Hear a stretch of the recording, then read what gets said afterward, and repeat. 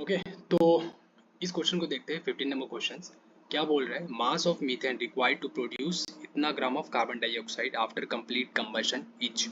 Okay, तो देखो इस क्वेश्चन में इसने फिर से क्या बात कर दी, वही बात कर दी, मास ऑफ मीथेन। ठीक है, टू रिक्वायर्ड प्रोड्यूस ऑफ इतना कंप्लीट कंबशन। मैं बता दूं कि रिएक्शन कंबशन ये सब जब भी आ रहा होता है ना, तो समझ लो कि वहाँ पे हमें रिएक्शंस लिख देना है। ठीक है, और दूसरी बात मास ऑफ मीथेन की बात हो रही है, मतलब मास मतलब गिवन वेट की बात हो रही है।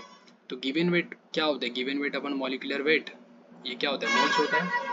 तो इसका मतलब ये हो गया कि मुझे गिवन वेट फाइंड आउट करने के लिए मुझे मोल्स चाहिए। ये मॉलिक्यूलर वेट तो पता चल ही जाएगा, मीथेन का क्या होता है, CH4 है। तो 12 + 4 कितना हो गया? 16। ये तो ठीक है, कोई दिक्कत नहीं है।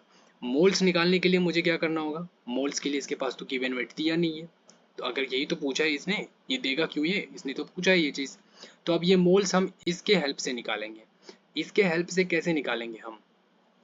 इसके हेल्प से हम ये पता कर लेंगे कि इन दोनों का मोल सेम हो रहा है या डिफरेंट। देखो, तो हमें चाहिए गिवन वेट ऑफ मीथेन। इसके लिए हमने ये कंडीशन लगाया, इसमें से गिवन वेट चाहिए, मोल हमें पता करना है, तो हमारा निकल जाएगा गिवन वेट। तो देखो रिएक्शन हमने लिखा, CH4 जब कंबसन होता है तो O2 लिखते हैं, O2 के साथ रिएक्शन करता है। जब हमने इसको O2 के साथ रिएक्शंस कराया तो देखो क्या हो रहा है कि CO2 प्लस यहाँ पे क्या बन रहा है?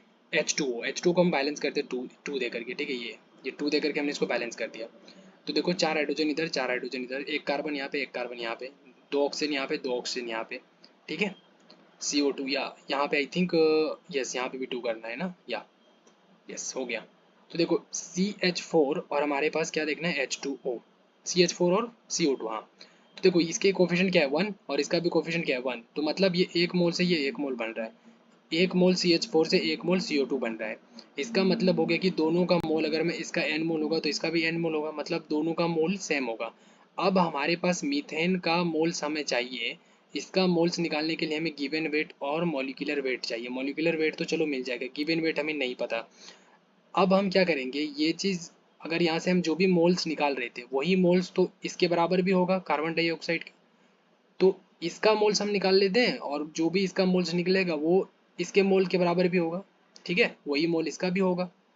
तो हम इसका गिवन वेट हमें पता है और मॉलिक्यूलर वेट भी पता है, तो हम इसका निकाल लेंगे मोल्स। तो गिवन वेट देखो हमें यहाँ पे 22 एंड ये दे दिया।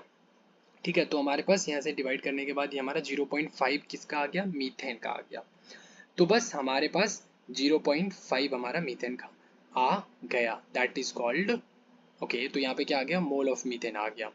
ठीक है, तो अब क्या चाहिए इसको?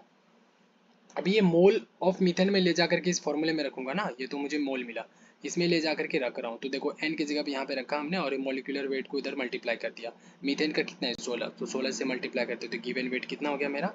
ये लगभग 8 हो जाएगा, 8 ग्राम। ठीक है, सो 8 is the correct answer for this question. Okay, clear, समझ में आ गया? तो देख रहे हो किस तरीके से पैटर्न देख रहे हो, जितने भी अभी तक मैंने क्वेश्चन किए हैं सब में सेम ही कॉन्सेप्ट लग रहा है कि ये इसका मोल यूज़ करो, उसका मोल इसमें डालो, निकालो।